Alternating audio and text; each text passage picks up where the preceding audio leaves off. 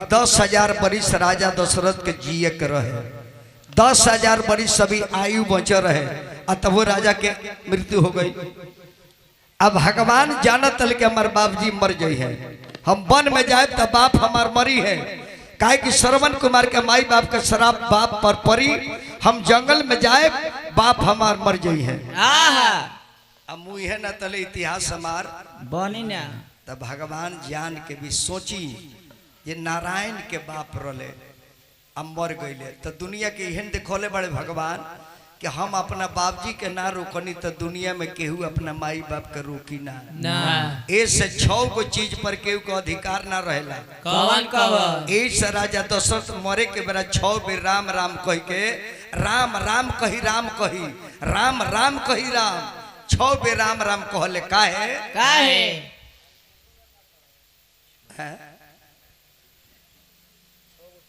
6 बेर राम राम कहे के कारण रहे कि 6 गो चीज पर केहू अधिकार मत रखी, जन्म मरण जस अपजस हानि और लाभ, केहू अपना हाथे ना रखी।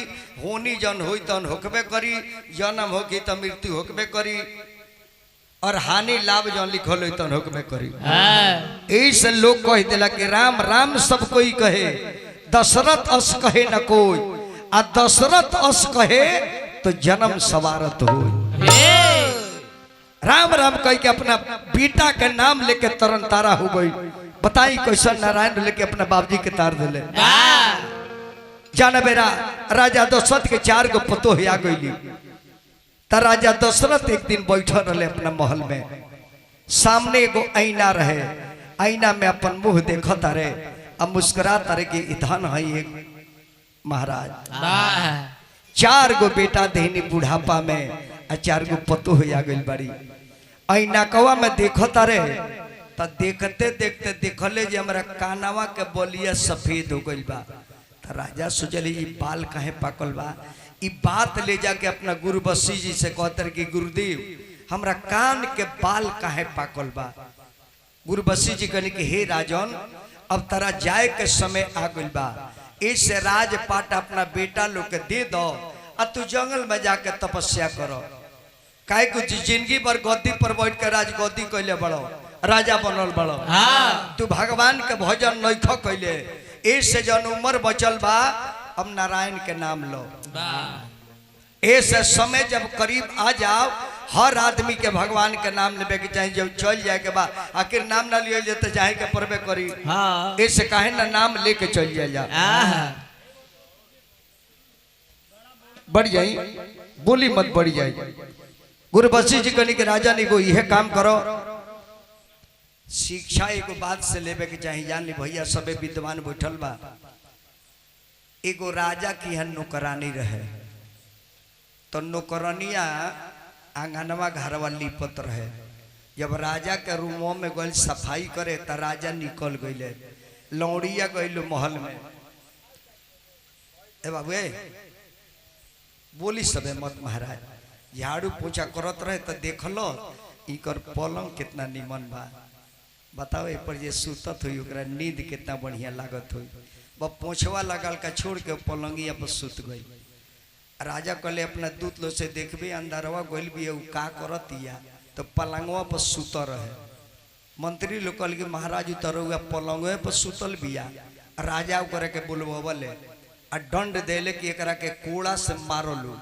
राजा के पलंग पर सुते वाली की है एगो लौड़ी होके, लौड़िया के लागल लोग मारे, ओकरा देह में फच फच खून पी के, आ लौड़िया खूब मुस्कुराओ, खूब रोवत नहीं के हंसतिया। राजा को लेके रे ते मार खाता रे तो ते हंसत काहे बाड़ी। तो कहती है कि महाराज सोचता नहीं कि एक पले पर सुतल बनी तो ई सजा मिला था, आज ए पर जिंदगी भर सुत तो ओकरा कौन सजा मिली। हाँ हम इतना देर सुतनी तो ई दंड मिलल, आज ए पर रोज सुतता उनका के मलिकवा कौन दंड दी। इहे को नौकरानी के बात सुन के राजा सन्यास हो गईले कि सच कहती है इतना सुतनी तो ई सजा, आ जिंदगी भर हम सुततन तो हमरो ऊपर तक केहू बा वो तो ई सजवा दी। राजा राजपाट त्याग देले, राजा दशरथ दरबार में ले पूरा दरबार के लोग बैठल और दरबार में कहले कि काल अपना बेटा राम के हम राज दे हम जंगल में चल जाए। सारा लोग ताली बजा लगे महाराज की जय हो, जय हो। महाराज ने अपना बेटा का राजा बनाओ ताली। हाँ। और इको कम करो, इको कम करो। मैं यहाँ तो छुआ। अब राजा दशरथ घोषणा कर कि काल अपना बेटा का हम राजा बना दे। ई बात देवता लोग को बड़ी बाउर लागल कि राजा यदि अपना बेटा का राजा बना देता रहे। अब एक पले ने को दे अरे वो संस्कार रनिया का हेलो तनी दे दी। राजा अपना बेटा का राजा बनाओ का ऐलान कर दिले। ई बात देवता लोग के अच्छा ना लागल कि राजा यदि अपना बेटा का राजा बना देता रहे। राम यदि गद्दी पर बढ़ जाए तो राक्षस के मारी रावण के अत्याचार के बंद हुई। बस सारा देवता मिल के सरस्वती के लगे जाके विनती कर कि माई कोनो उपाय करो कि राम राजा मत बनो। हाथ जोड़ी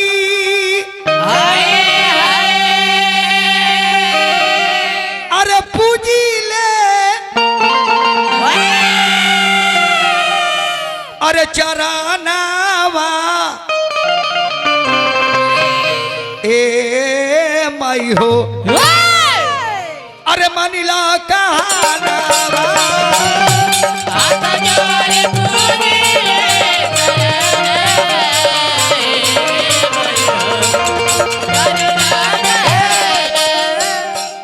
सरस्वती कली के देवता लोग बात बताई। कल के माई राम जाति होई है राजा कम सब होई बेमाजा।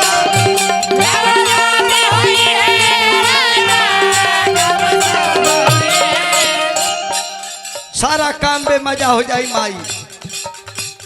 कैसे होई रावण के मरानामा ए माई हो मनीला कहाना।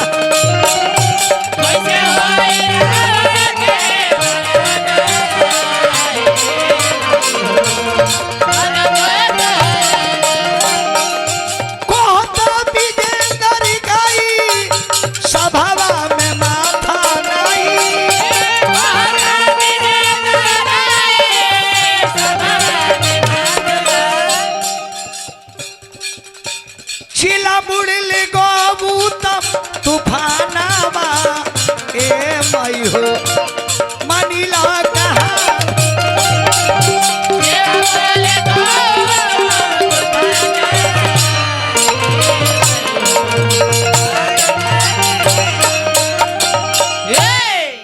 माता सरस्वती कहली कि देवता लोग काम करब के राम राजा ना बनस।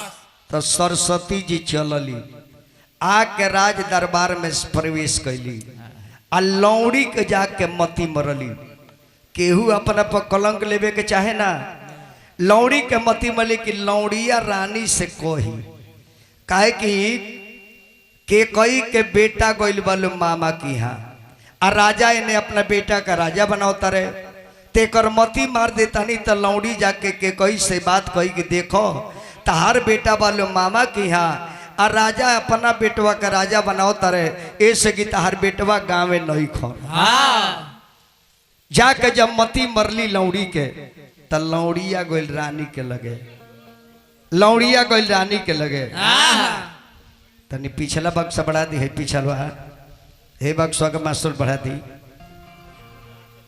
रानी एगो बात रुआ जन्नी है ए बोलो लो मत बाबू ए ऑपरेटर सेपरेटर एगो बात जन्नी है महारानी राउर बेटा गोल बोलो मामा की यहाँ आ राजा इन्हें अपना बेटवा का राजा बनावता रहे। उनका मन में यदि खोट ना रही तो ऐसा काम ना करते। चारू बेटा गाँव में रहते तो ये काम करते तो जाना तर के दू जना गोल बड़े मोहर तक है ना हाबूर हाबूर अपना बेटा का राजा बना दी।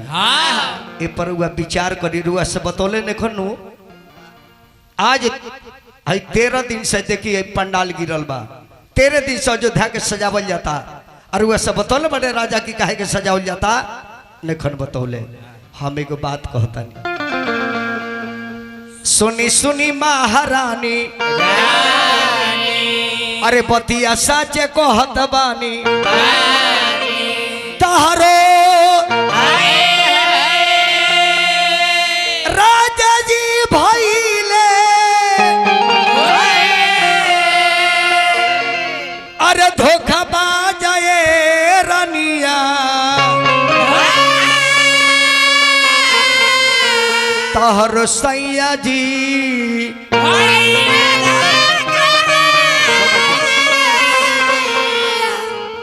कि राम कमाई मरले बाड़ी राजा जी के मतिया आ जौने जौने कहली को सिल्ला तौने करेले बतिया राजा चल तारे चाल तार बेटा गोइल बा ननिहाल आई अपने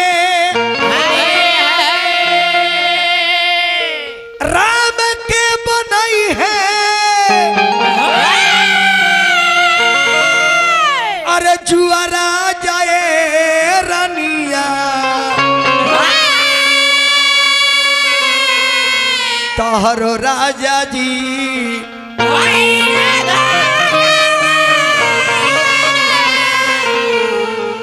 और भैलू होई है घर में कि राम जाति राजा होई है कौशल्या रही है एक के कई कौशल्या तो से अपन लुगा फिजवई है बतिया कहता नि साची हो जेबू दूधावा के माछी भरत अरे पानी भरिया नाम करी है अरे राजा ये रनिया तहरो राजा जी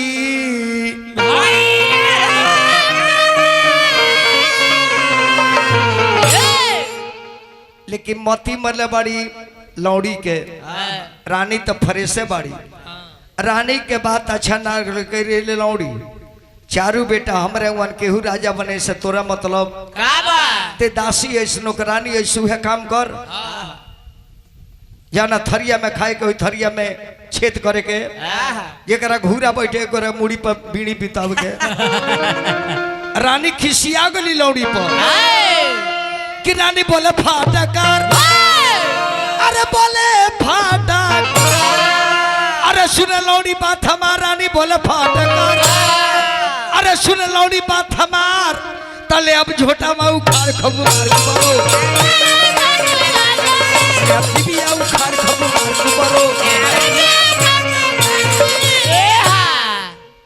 आइल बड़ी घर में लेंगा लगावे लोग साच कहेला बानी लंगड़ी कुबरी और कानी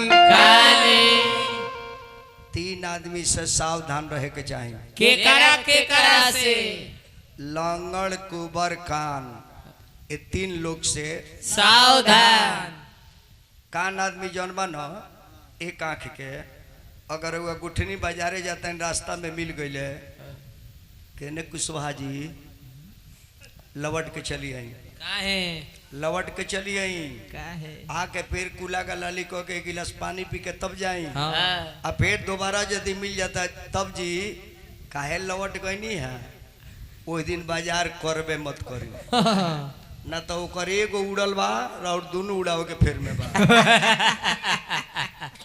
एगो कुबर जौन आदमी होला जौन कुबरा के 100 बरिस के बाद जिए लगेला ना तो वो आदमी ना रह जाला वो हाकल डाइन हो जाला कुबरी आदमी जौन बिया नु जौन मेहरारू कुबर के नए नए पतो हो जाए नहीं तो पहले कुबरी मुँह देखे कती आवेली सब बहुत बेस्ट डाल दिल बड़ा यार तू हमारे मित्र हुआ तब कहेंगे बजाओ तरह हेलो कुबर जौन मेहरारू बिया के नया नया पतो जाई तो पहले मुँह देखे उहे जाइयो अधिकार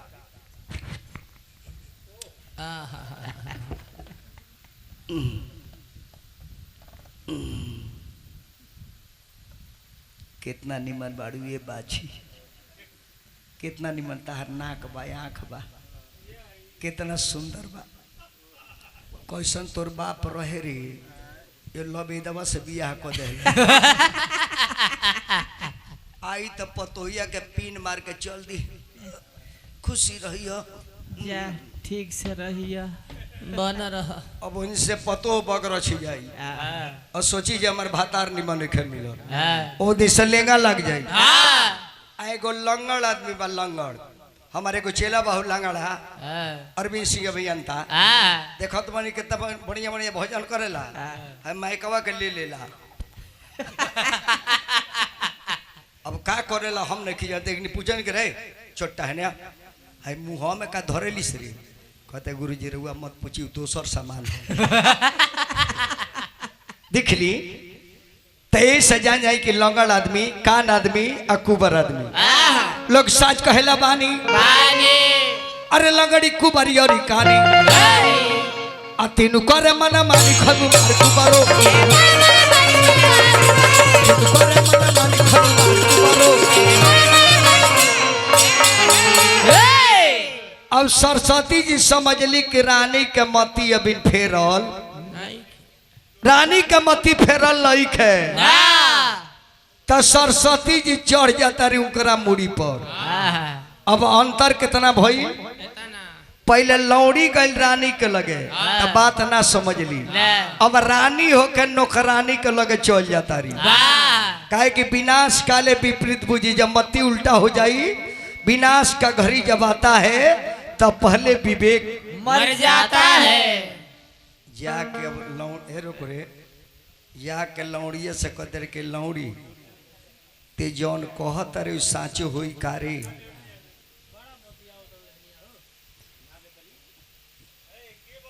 अरे मत कहीं महाराज का करे बिहार में बंद बात बड़ा तबाह करत बार 1 बजे ले रहता ओकरा बाद डाउन हो जाता अब जाके रानी कहतरी कि लौड़ी जे जौन बात कहतरी हम रात भर सोचले बानी कौशल्या के लड़का अगर राजा हो जाए तो साँचो हमारी इज्जत ना हो एक और कौन रास्ता बताओ जे राम राजा मत बनो कह के रास्ता का मांगे के बा महारानी जी जाना याद बार हुआ एगो बात देवासु संग्राम होत रहे राजा दशरथ जी लड़त रहे वो हार गई रहे काहे कि उनका रथ के धुरकुली टूट गई रहे रथ गिर गई तरुआ अपन अंगुरियों में लगा देने के रथवा चराई पर राजा लड़ाई में जीत गए अरुआ से कहले कि रानी बर मांग तू जीतौले बड़ू हमरा के तरुआ बड़ा मंगनी कुछ जमन मांगबू तन दे दे बर मांगो 2 बेर राजा कहले अरुआ मंगनी ना इरा और कर्जा बा ताज उहे 2 पतिया मांग ली अपने बेटा का राजा बनवा दी उनकरा बेटा के जंगल में भिजवा मंथरा के मथला से झूठ साच कथला से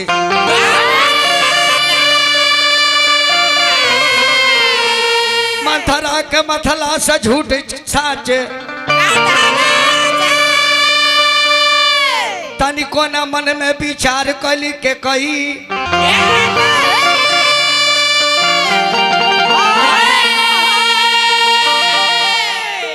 अरे चूरी लाठी फोड़ी देली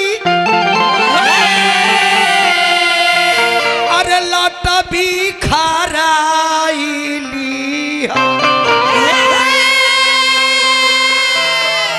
अरे तिरिया चरित्र पे सुमार कली के सोचलस के कही चाचा कि अब कोहनाए आ कोहनाए तो राजा मनावे ही है तो यह शर्त दराब जे हमरा बेटो का राजा बनाओ ना हमरा बेटा का राजा बनाओ तहार बेटा का करिए तहार बेटा के दोसर गांव में जास अब भेष अपन कुभेष करतिया डाइन के रूप बना ले कि लट भी खराबे लिया गानावा अरे गहनवा उतारी दिहलिए अरे लट भी खराबे लिया गानावा गहनवा उतार देली हो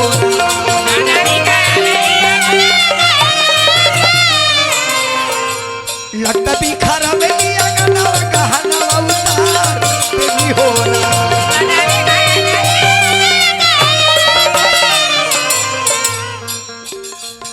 अरे जाई के समली को भवनवा गहनवा उतार देलिए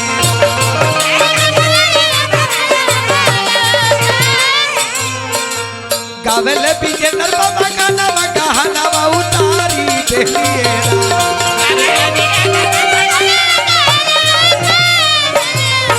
अरे चलो बोलो बोलो तूफान उतार देलिए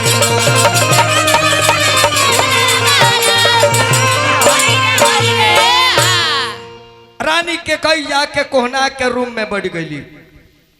ई बात राजा दशरथ के पता नहीं के मेहरारू कोहनाइल बिया। राजा ने दरवाजा परमार सजावत अरे कि आज हमार बेटा राजा बन। हाँ फिर हमरा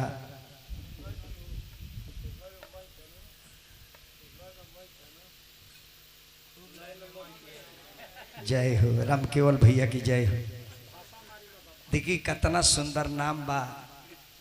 रउआ माई बाप के हम प्रणाम करो ये राउर नाम इतना निमन रखले हो। लयदार बानी तो कहे ना आ सबके दे दी सबके दे दी।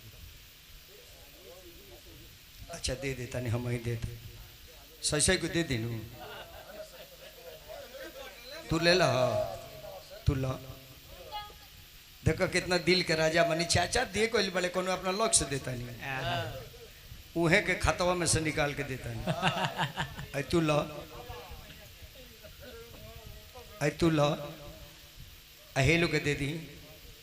अरे वो लोग मिलल है टू अटा पर दे दी एकर काल माई मर गई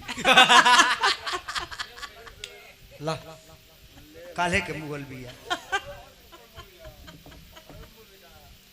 ना ई ना मरी है ई काहे मरी है ई मरी है तई कर भातार वृद्धा पेंशन उठा। हेलो देखिए हमारा राम केवल भैया कितना दिलदार बनी। सबकरा जग में बैकी लोग के 600 रुपया ना मिले ना वो दुआर के जय हो जाना दुआर पर बैकी लोग के कदर होता। अब रानी के कोई जाके को भन में बैठ के रुस गली। बात राजा के पता नहीं कि मेहरारू कोहनाइल बिया। तब आंगनवा में गईले कौशल्या के देखले कहली कि कौशल्या जी कि कोई कहाँ बाड़ी तो कहली जी देखी ना महाराज तो कोहनाइल बाड़ी। कहली कि कोहनाइल बाड़ी एकर बेटा जे राजा बनी ओकर माई कोहनाइल बाड़ी। राजा का डर दे ना आगे बढ़ता ना पीछे। देखी मेहरारू के क्रोध कैसन हवे यही से कहने कि मेहरारू के पूजा करे के चाहे। राजा दशरथ जी राम जी के बाप सुनले जे मेहरारू किसियाल बेटा आगे डोड़े न कर बढ़ो।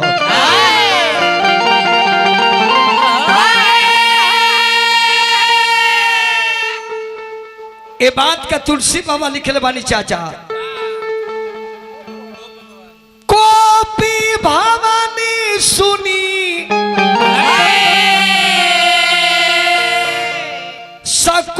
सकुचेराऊ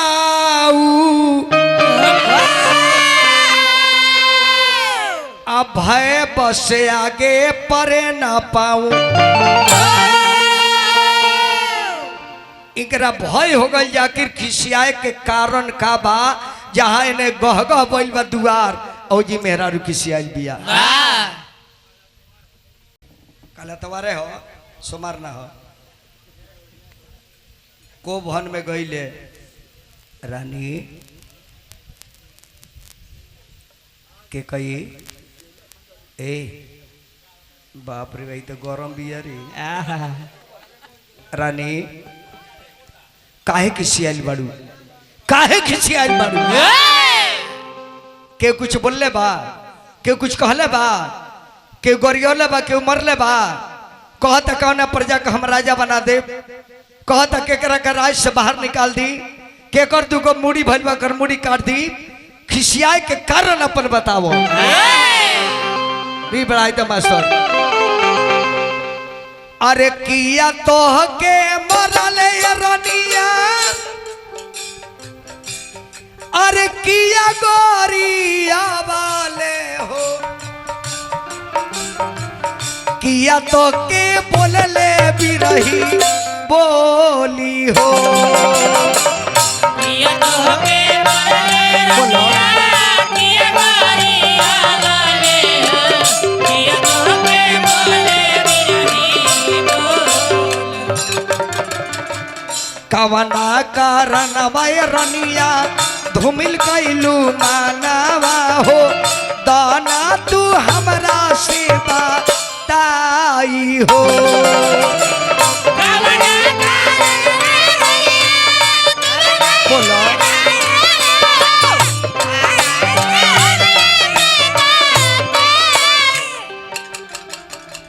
जे कर लाला नवय रनिया बनी है राजा नावा हो ओकर खिसी आइलू कहे माई हो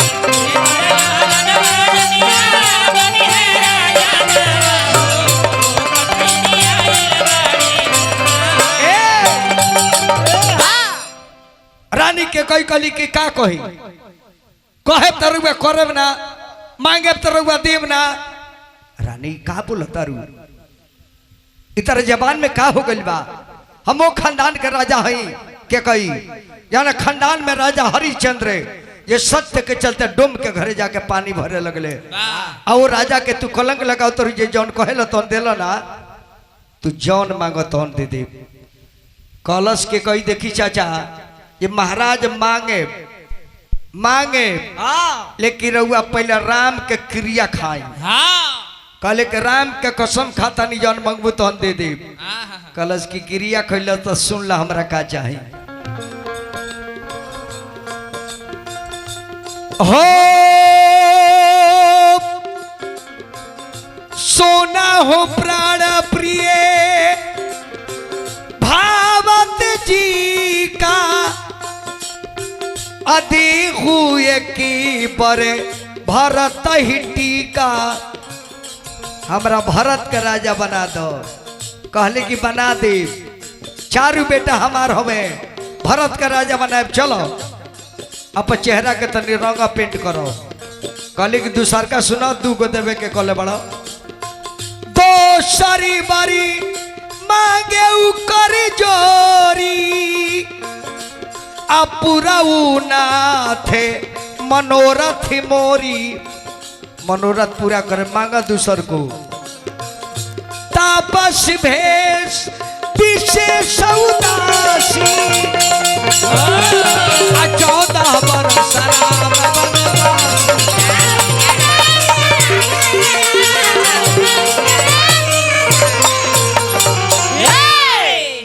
बनवासी शब्द जब सुन ले राम के कल की नारानी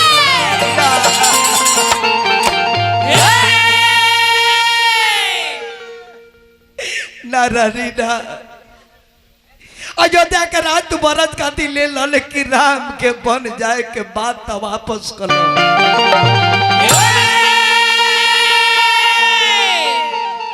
राम जय है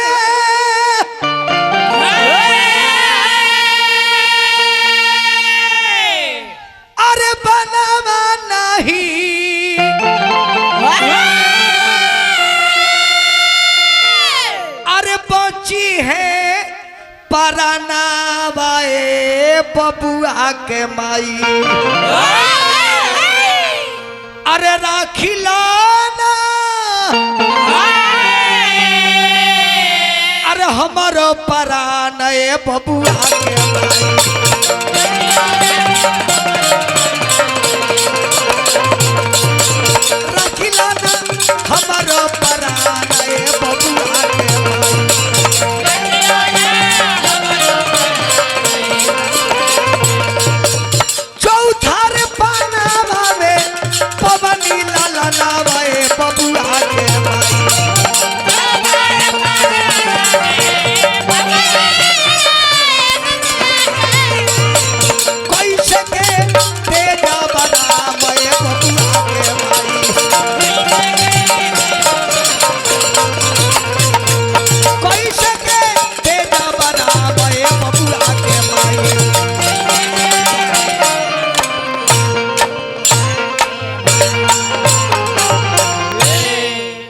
परमादनी राम केवल भैया फिर हमरा के हजारों हजार के सनेदर बन भैया के प्रणाम करो अब देखी राजा वो जी गिर गईले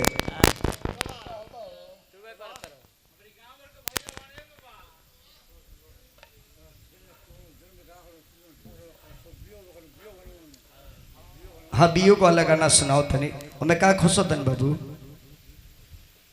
राजा रानी के लगे गिरल बड़े बात के होने के जान प्रजा लो ते फिर में बाकी राम कब राजा बनी है। बात यही जी खड़ी पाई लागल। अब रुआ के एगो वियोग के गाना हमार भैया के फरमाइश बा। अभी जाना गाना का हमरा मुरली बाबू से सुननी है।